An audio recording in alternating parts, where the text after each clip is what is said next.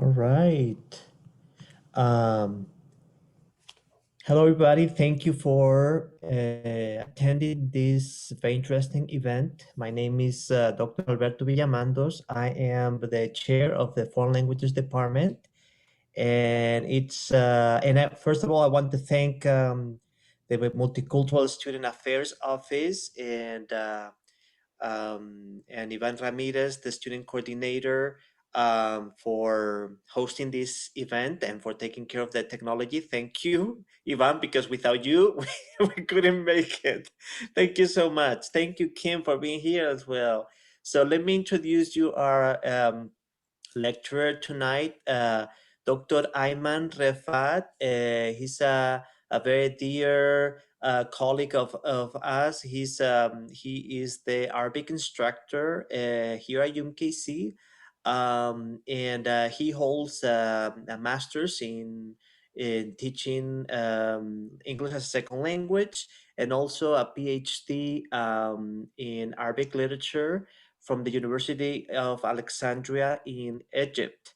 And he is going to tell us a little bit about Arabic civilization, Arabic culture, and especially the impact of Arabic language and culture in Spanish, and how we use so many Arabic words in Spanish every day, and we may not even notice that. And this is a very exciting topic for me because when I teach history of the Spanish language, I always love teaching this chapter of history. This is a very fascinating part of languages, how languages are connected, and how history affects languages, and how we communicate all this knowledge sometimes without even knowing. So it's a really, really interesting topic. I'm pretty sure you guys are gonna find it very interesting. So without further ado, Dr. Ayman Refaat. Thank you. So our topic today will talk about a view of history, then Arab history before Islam, then what is Islam, then Arab history under the Islamic Empire, and how did it influence Spain. So first, what is my view of history today? My view of the history today was based on Ibn Khaldun. Ibn Khaldun was a North African Arab historian, and he decided to write the history of the human being since the human being started to live on the earth until his time. When he finished his book, he found some elements was repeated in every nation's history. It was the same elements or the same bell curve that's happened to every human being person. Like every person of us started very weak when he was a baby, then very strong when he was youth, then come back again to be weak when he is old. That's happened for every civilization also. Every nation started their civilization in very weak level, very primary, very simple, and their life was very materialistic life. They fight with each other to find this material. to find food, water, shelter. Uh, they kill each other for that, and they work as individual. They don't feel as a community until one man come from them to inspire them with an idea. This idea can be religion, can be nationalism, can be political idea, can be economical idea. He inspired them with this idea, and this idea will enrich their material life. And they will work together as one society, as one community to face the challenges they have. They will try to be open-minded, to learn from others until they will be in the top. When they will be in the top, they will extend their land to be big empire. And then they will feel we need to take some rest. We want to spoil our next generation. They will seek for luxury and consuming. Once they will do that, the next generation to be less.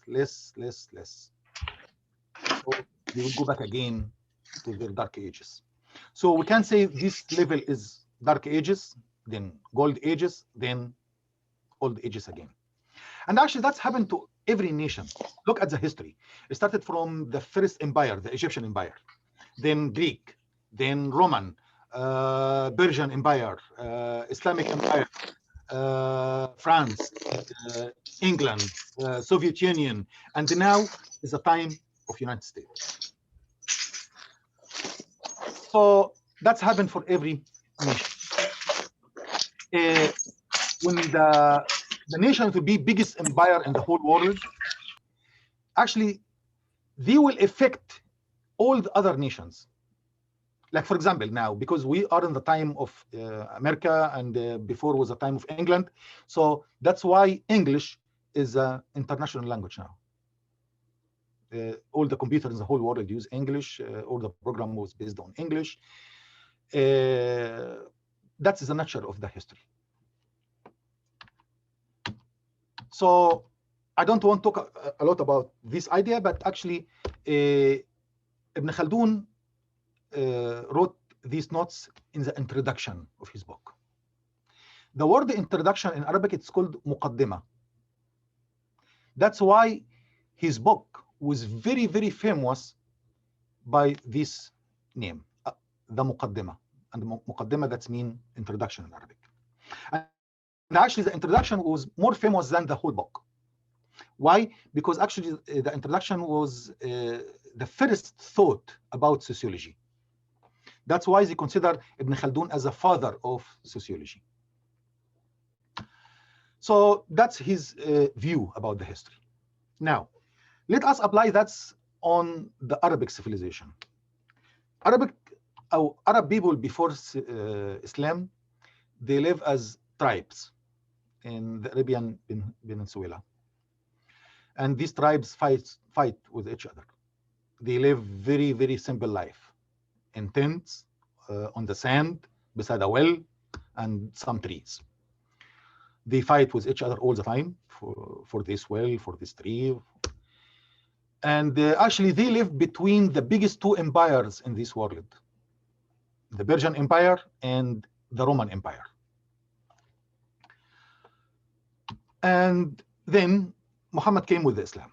What is Islam? Islam is an Arabic word which means submission, submission to God.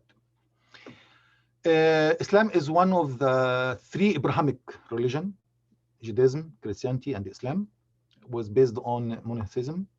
There is only one God.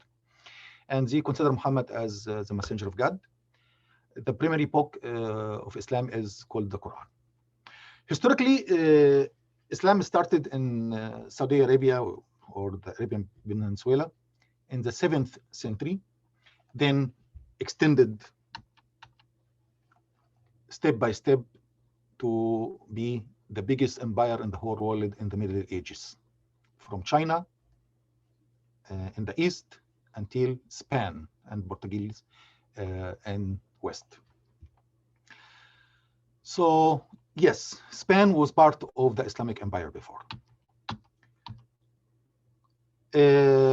Actually, Spain was part of the Iberian Peninsula.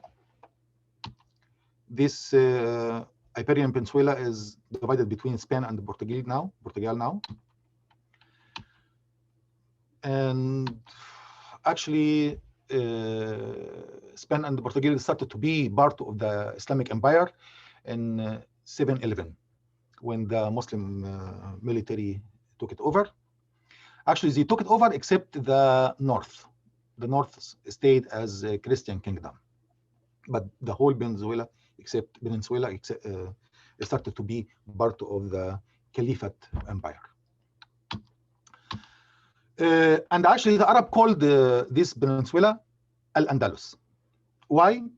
There are two different theories to explain this name. Some people, they believe the name of Al-Andalus was taken from Vandalus. That's the German people who lived in Spain before. Or some people, they said, no, it was taken from Atlantis.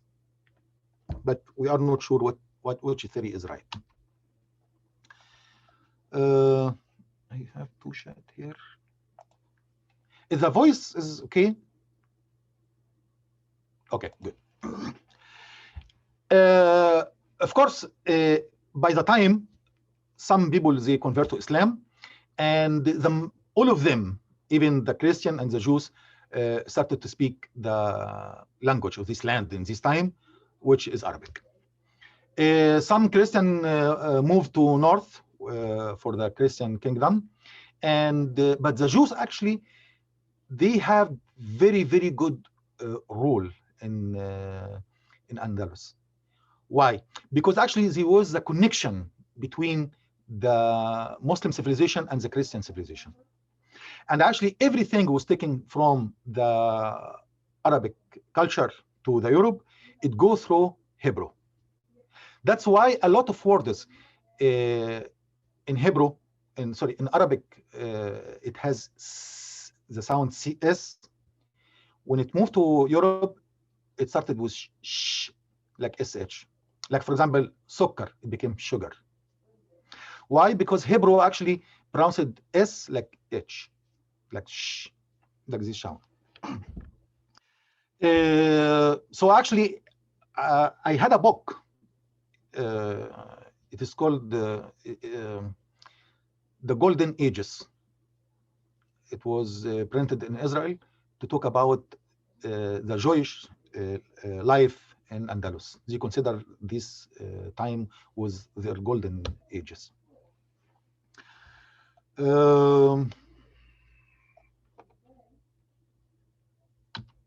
As we said, all of them, they start to speak Arabic now, regardless of the religion.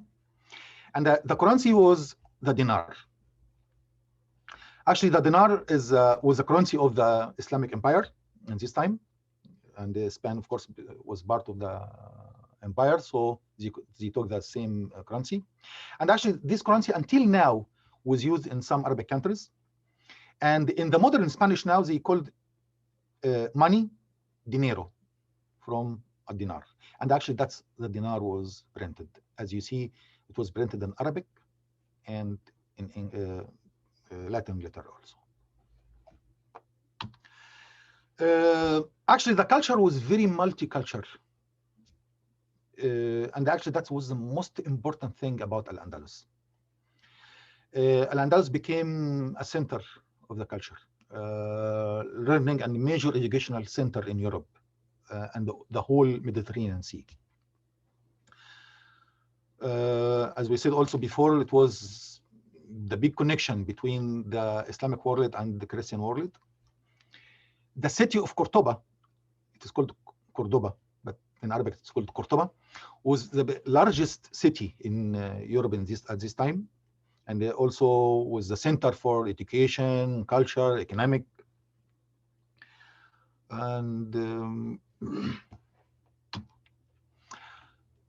it was bright in many fields and many science and many education fields.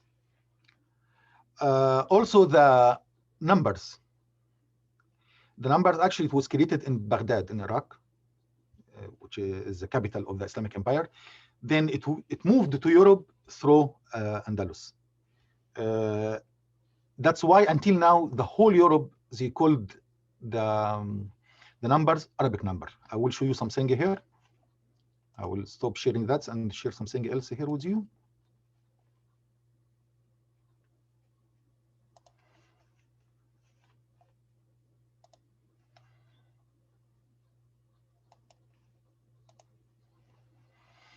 That's Word file.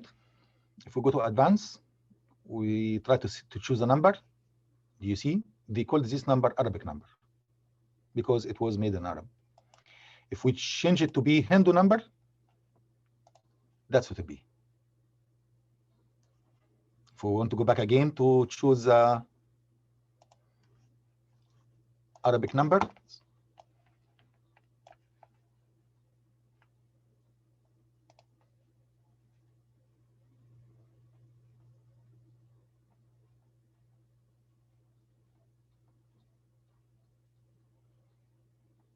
what is the numbers?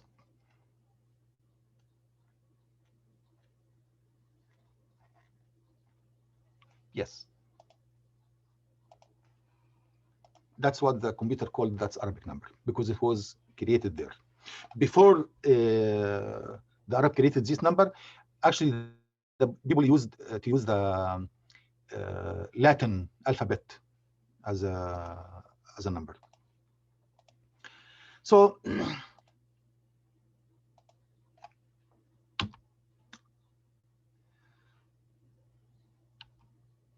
something else.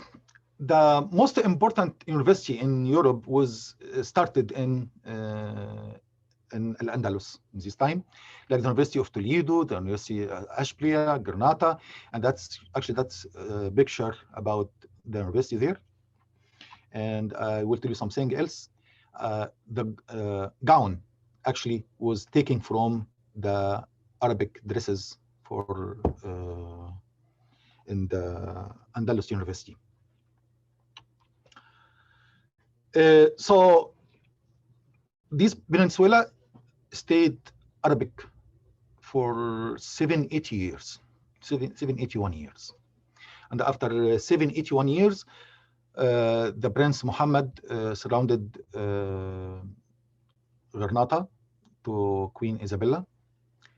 And of course, when it became Christian again, they translated all the Arabic libraries to start the Renaissance. Of course, they had very, very beautiful building. I will show you 3 of these buildings. The first building, it was the Great Mosque of Cordoba. But now, can you say, Dr. Alberto, in Spanish? What's called now in Spanish? You are mute. You're right.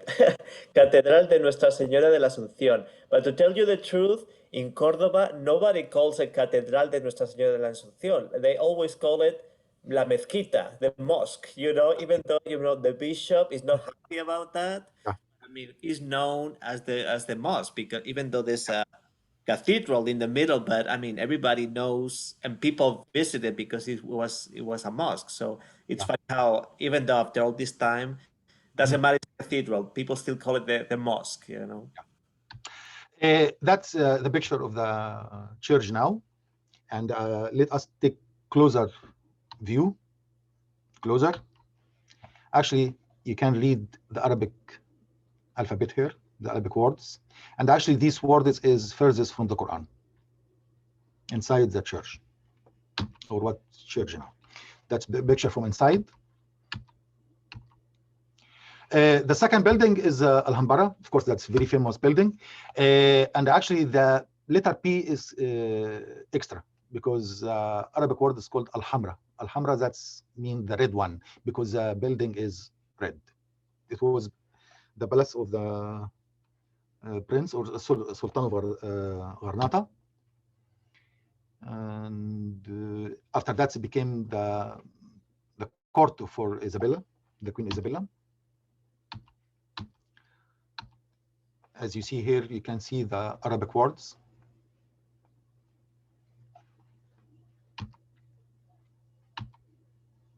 Here also you can see Arabic words.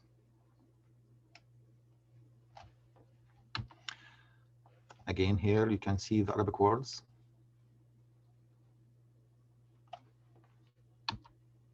Again here. The most interesting building with this one, actually for me at least, it was built already to be minaret for the great mosque of Ishbilia in Andalus. And now it became the bell tower of Ishbilia in Spain. It is called, can you pronounce it, Mr. Alberto? What is word? The Giralda, la Giralda. That means the weather van. Okay, so that's the original building in Ashbilia, Spain. Actually, Ashbilia, that's the Arabic word. So they call it civil now. And actually, because this building was very beautiful, so actually many cities around the world, they took copy of it and built it. Actually, this one, half of the original was built here in Kansas City in Plaza. Okay, now we'll talk about the main topic, how Arabic influenced the Spanish language. We have 1,000 Arabic roots, which mean 3,000 derived words. So the total it will be 4,000 words, which mean 8% of Spanish language now are Arabic words. Let us watch this video first. Blouse. 1, 2, 3. Blusa. So similar. That was cool. Pants. 1, 2, 3. Pantalones. How do you say it? Pantalon. Pantalon. That's cool. Pantalones. Shirt. 1, 2, 3. Camisa. Oh, you're just saying an A after. That's like almost the same. Yeah, camisa. Camis? Yeah. Sugar. 1, 2, 3. Azúcar. Oh, that was cool. Look good. I basically speak Arabic. Guitar. 1, 2, 3. Guitarra. It's the same. Say it? Guitarra. Cooking oil. 1, 2, 3. Aceite. Zip? Yeah. Like this. Aceite. Zip. Yeah. Yeah. Scorpion. 1, 2, 3. Alacran. Looks sort of like. Say it. Alacran. Alacran. Oh, there's more of an N at the end. Yeah. Until. 1, 2, 3. Hatta. Asta. You just have to do it. Yes. Asta. Hatta. That's awesome. Music. 1, 2, 3. Música. Música. Hey. That's the same thing. That one's like the one. Yeah, that one's the one that's like the same. Equal.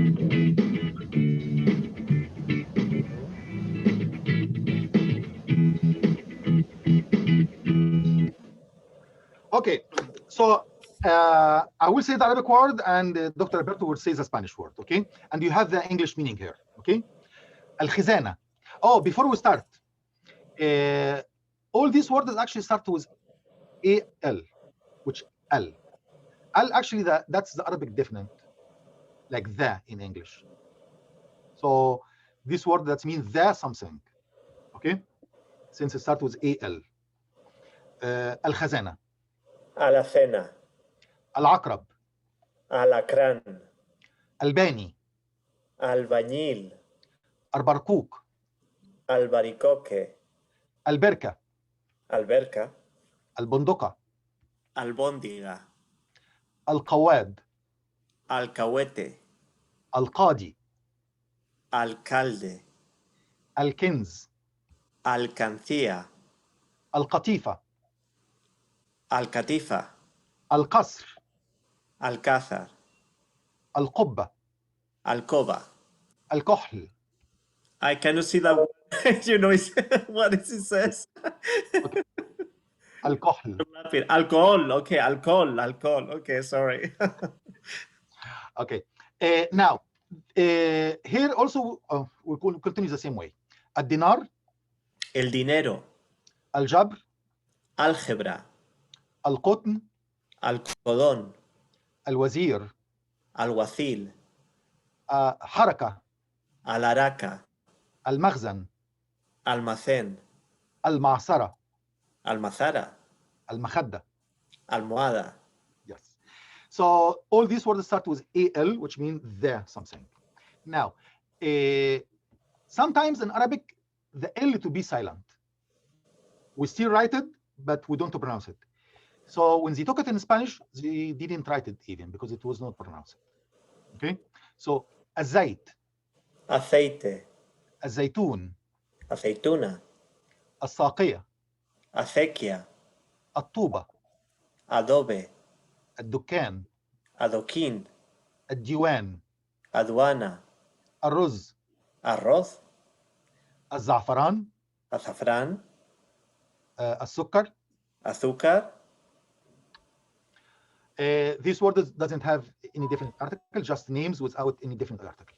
So باذنجان, Berenjena. قاضي, Cadí. قهوة, Café. قميص, Camisa. صفر, Cero. أعداد, Dado. ديوان, Diván. فلان, Fulano. خازن, Jacino. كسلان, Holgazán. جبلي, Jabalí. شرب, Jarabe.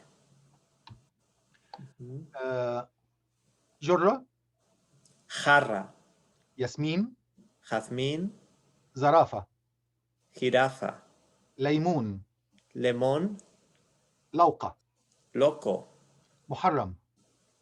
Marrano. Okay, that sounds a little different. Actually, that's what was very interesting for me, because actually, eating pig is forbidden in Islam. So they call it haram. So, but it changed a little bit. But so they call the pig forbidden because it was forbidden for the religion. Okay, matmura, Mazmorra. نخاع, Nuca. قيراط, Quilate. رهين, Rehén. ركن, Rincón. بنطلون, Pantalón. طاسة, Taza. بقري, I cannot see it. بقري. Bacari, okay, Bacari. Some of these words I don't know. Bacari, that's a new term for me. Actually, I asked other people. They told me because most of them they are old pronunciation or old use. Is that true, or what do you think? Yeah, and I think also, I mean the Spanish Arabic at the time had also its own accent, right? So it was pronounced, the Andalusian Arabic was a little, particular, like its own dialect. So maybe it changed. Yes, of course, language as well. Yeah. So. Can I jump in very quickly? Yes, please. So I since I'm from Mexico, I noticed in Spain you don't say marrano for pig. Yes. Yeah. Oh, okay. I thought, and I think Ivan mentioned that bacari sound. We do also say vaca, so that's very similar to the bovine. Yeah, I mean in Latin they have the word vaca with VACCA. So I don't know. I mean, sometimes words have very very interesting history, and they come through Arabic, but maybe they were of Greek origins. But the thing is, the word marrano is very interesting because, like Dr. Refat was saying, in Arabic was meant something that is forbidden, but Christian culture, and especially in Spain, the eating pork is such a staple of the food, and it was also a way to distinguish, to make the difference between Muslims and Jewish people, right? So Like for instance, the cocido, which is this type of stew that you make with garbanzo beans. That it was, it's, garbanzos are very, Mediterranean staple, and so it was a very typical Jewish food. But Christians added bacon to it to make it their own, right? So then what happened is when, during the 16th century, when there was all these forced conversions to Catholicism, Jewish people were also forced to convert, and they were called marranos, as a derogative term, because that's what they couldn't eat. So there's a lot, there's a very interesting and very sad history with that. So yeah. So but now the term marrano also means somebody who's dirty, so it's something related to the pig, like you're dirty as a pig. Well, yeah. Okay, by the way, I want to thank Ms. Shalabi, because actually she is one of our students taking Arabic with me, and she helped me to make this lesson. So thank you.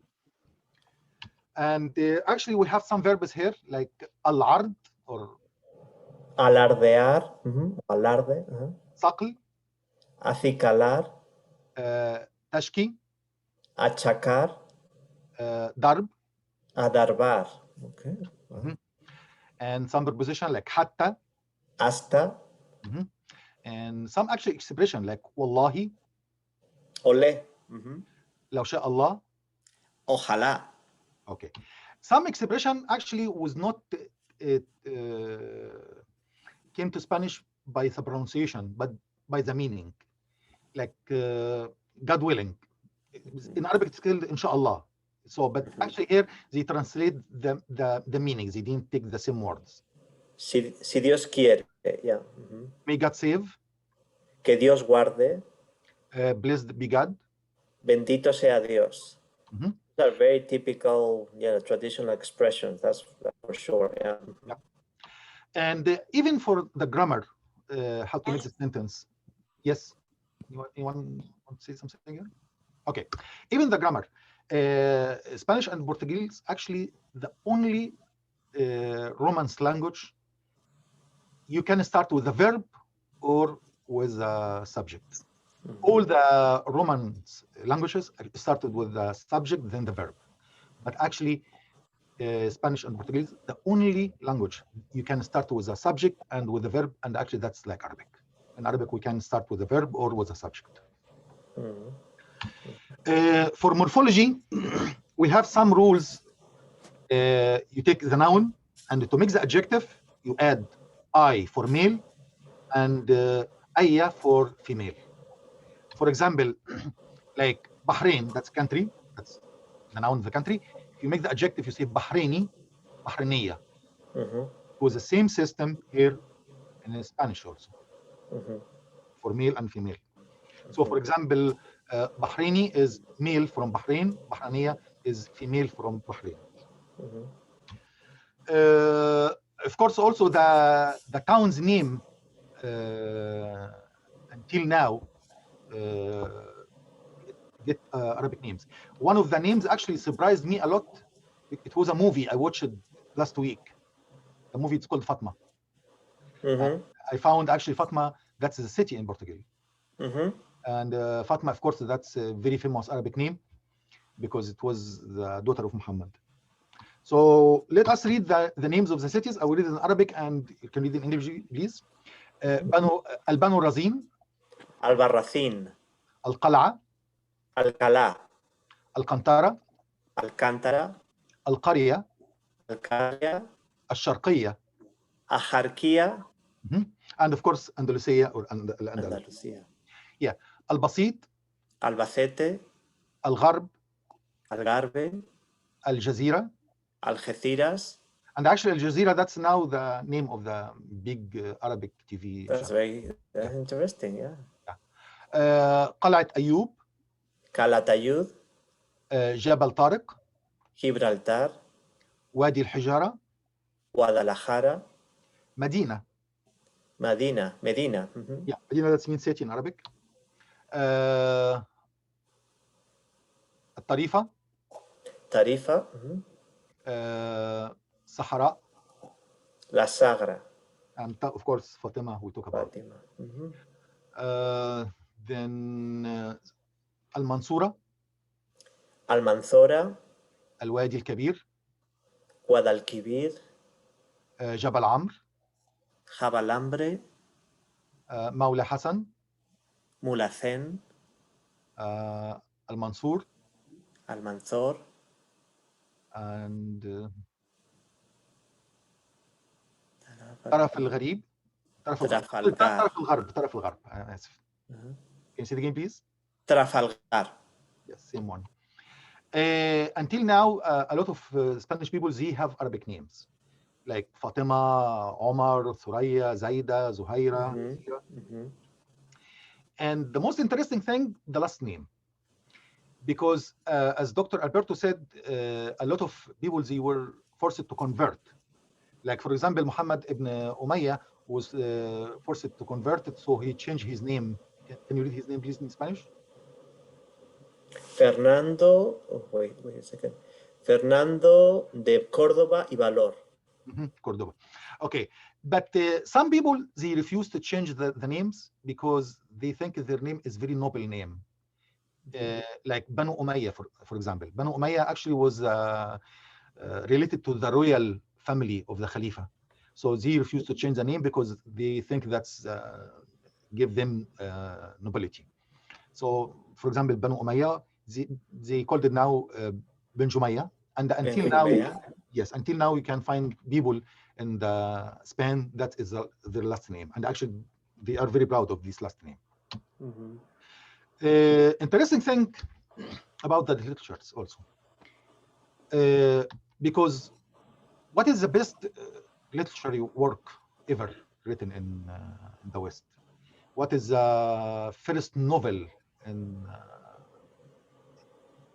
written? So, of course, it was the Don Quixote or Don Quixote. And I would like to find some person, please read this paragraph from Don Quixote. It is in English, so can anybody read it? Ivan, can you read it? The entire thing? This chapter. Sorry, this paragraph. And actually, that's last thing. I will not do anything else. Okay. One day, as I was in Alcalá of Toledo, a boy came up to sell some pamphlets and old papers to a silk mercer.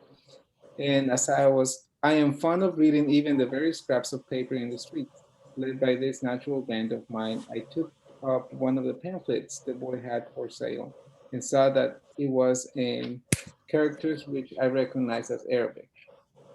And as I was unable to read them, though I could recognize them, I looked about to see if there were any Spanish-speaking Morisco at hand to read them for me.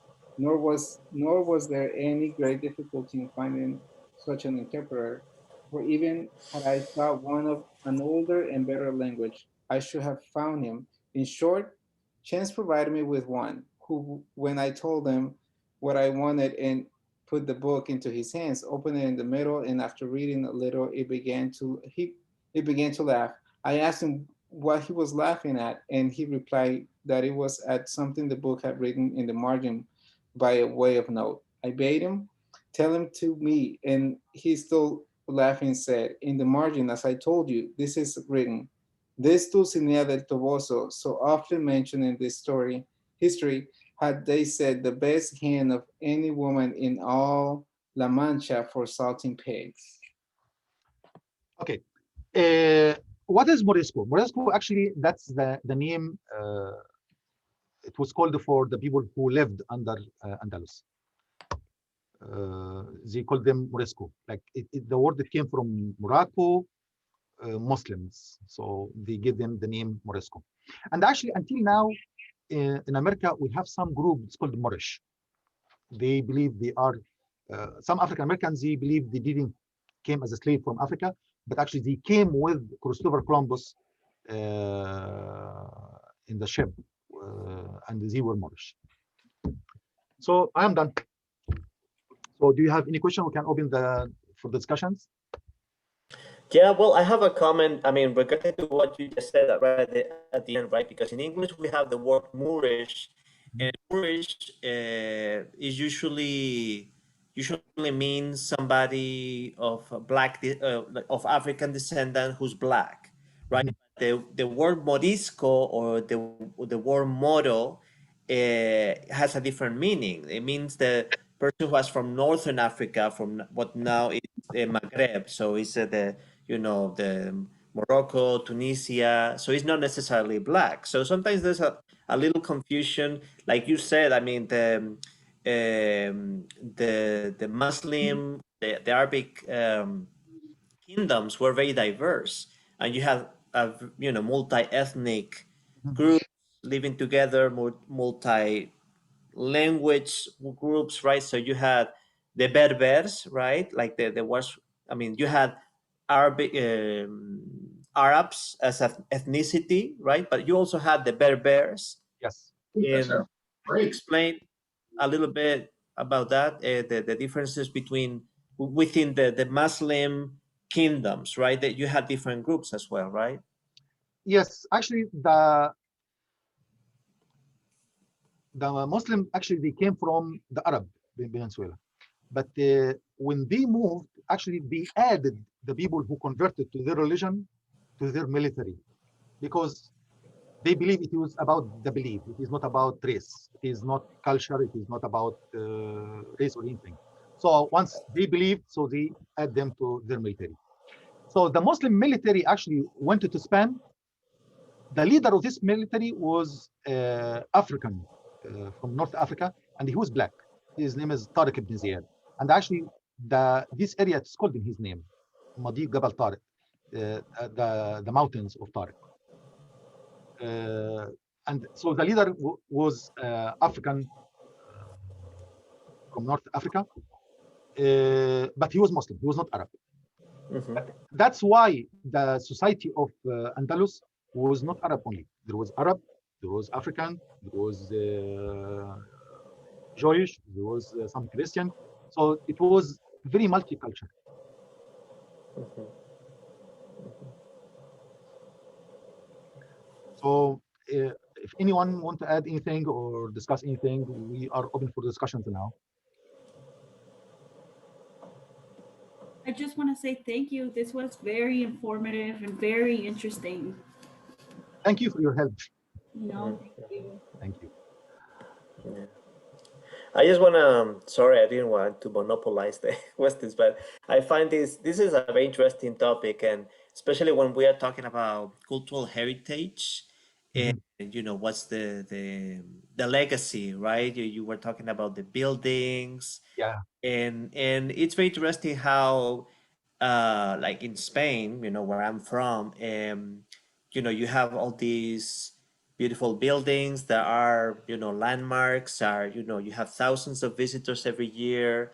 They're in quite good shape, let's say, because, they're, the patrimony of the culture. But at the same time, it's like such a paradox that many people in Spain are so reluctant to accept that heritage. Mhm. So they don't have a problem with, visiting the Alhambra or visiting the mosque in Cordoba. But then I'm not saying everybody, no, but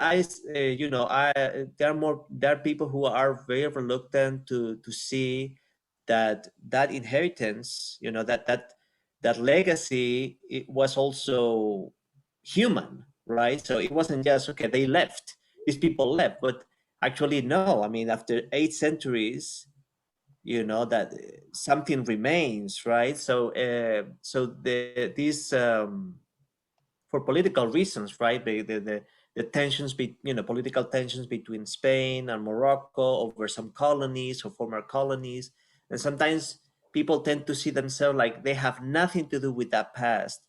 even though many tourists from abroad visit those places, right? I Mhm. mean, I don't know. I don't know if that relates to how people feel about Egypt, and like the buildings of ancient Egypt, You know, I don't know if you know, it rings any, it feels any, you know, familiar whatsoever. Actually, I really feel it enrich the history, the personality. Like for me, for example, because I am from Egypt, I will say, yes, I have hieroglyphic heritage. I have Coptic, which is Christian heritage. I have Islamic. I have modern heritage. And actually, that's made me now. Me, I don't have one side in my personality. I have multi sides. But I want to share something the opposite of Spain. When I wanted to Turkey in Istanbul, actually the biggest mosque in Istanbul, it is called Hagia Sophia. It was the opposite of the mosques in Spain. Why? When you go to Spain, you see the church now. You can read the Quran in the wall of the church. In the opposite of Hagia Sophia in Turkey, it is a mosque, but you can see picture of Mary and Jesus. So the big mosque there was church before. So you can see how the history. I don't see the word, and interact together. All these cultures interacted together. Yeah, I see here some comments, but if anyone wants to talk, you can unmute yourself and we will listen to you. I also wanted to add that I feel like it's so funny because I grew up in Mexico too, like Ivan said, and we're literally on the other side of the world. And even we inherited some of that cultural, some of those cultural aspects, like even some of the foods, like you were saying, the expressions, the words, the language. I feel like even some of the traditionalism that we have. Yes, exactly, Ivan. We we do the tacos shawarma style, you know. So it's so interesting. It's so cool. Yeah.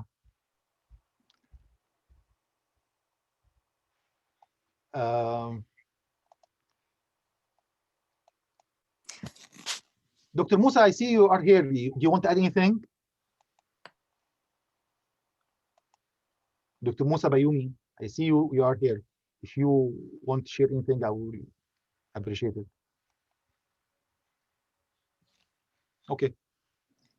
Assalamu alaikum. Wa alaikum salam. I am so blessed to be here. I don't know how I got the link for this evening's talk, but I must say this must be some kind of a divine intervention because I have learned so much this evening, and I would love to have a recording of this and share it with my family. As I shared, I'm a Muslim and I was born in Africa, have had the privilege of visiting both Egypt and Spain, and now reside in America. And I share your view of being all the more richer for the countries that we grow up in. It's like the sugar in the tea. All those grains of sugar make us all the more richer. So I'm really grateful for this presentation, and I don't know how can I connect or be on your listserv, because I'd love to be. This is just amazing. Thank you ever so much. Really appreciate it. Thank you very much. But Assalamu alaikum, Dr. Ayman. Sorry, I was muted, and I'm not sure someone finally unmuted me. And I have nothing to add. Thank you very much for asking me. Okay, thank you. I just want to add something here. I really enjoyed the bell curve of civilization from Ibn Khaldun. But I know Dr. Alberto asked me to shorter it to focus on the Spanish influence. But actually, it is amazing because every culture or every nation would become the biggest empire of the whole world. They think we are like that forever. That's God's gift for us. But it is not. It is just circle. So it it is amazing. For example, I don't say now Arabic affected Spanish only. No, actually, Arabic, when they started their curve to go up, they were affected by the Persian culture and Farsi language a lot. So when they came to this point, of course, they affected the other languages. And now Arabic in this level of civilization, so they are affected by others languages. So it is a circle. It is we can't say this civilization is better than this civilization. It is the interaction between the civilization. Actually, that's the history. That is the gift of the history. I think there was Bereni Miklos had raised the hand for a question.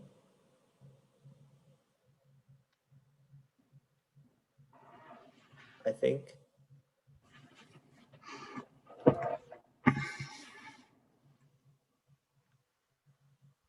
Any more questions or comments?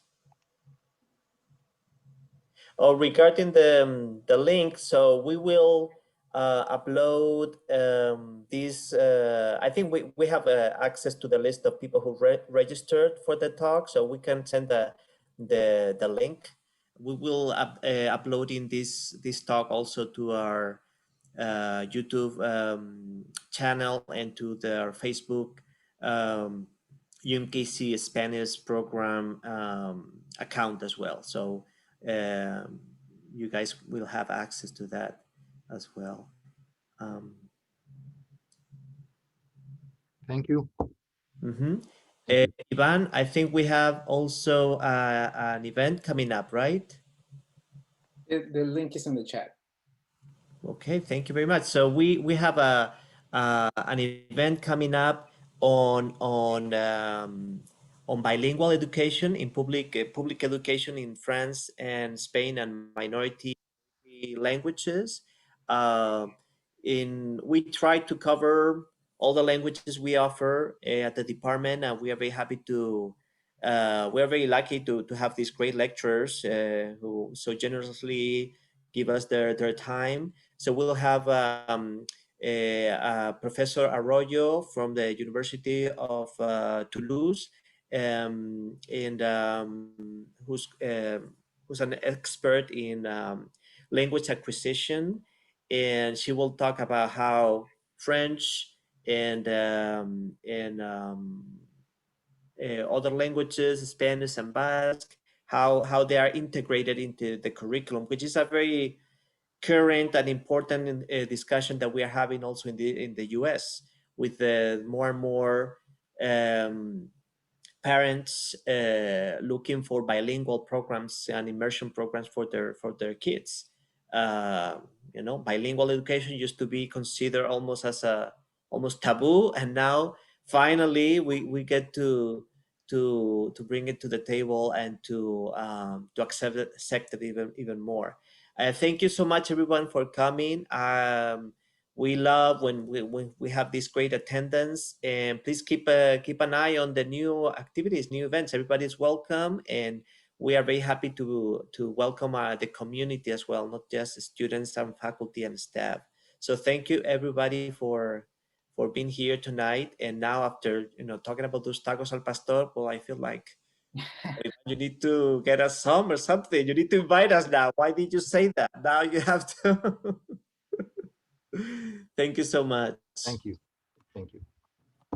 Do we take a photo, all of us?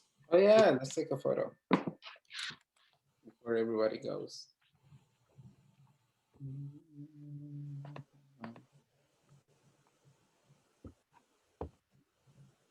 I think the screen is still shared.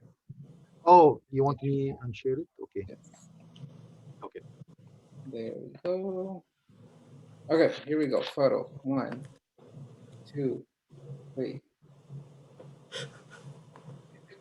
Again, 1, 2. Okay. Those cameras, just for a second. 1, 2, 3. Okay. Thank you so much. Thank you so much. Thank you. Thank you.